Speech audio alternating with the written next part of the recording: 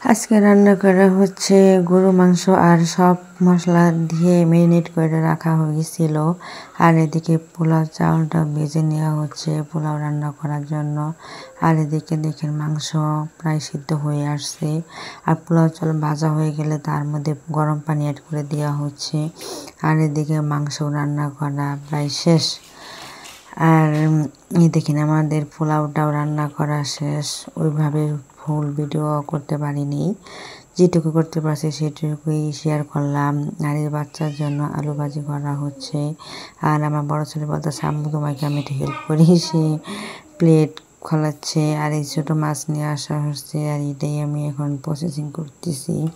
কি করব, সংসার চাপে শেষ নেই। এই ছোটো ছেলেটা দেখেন, সে লুকোচুরি খেলে, তার সাথেও সময় দিতে হয়।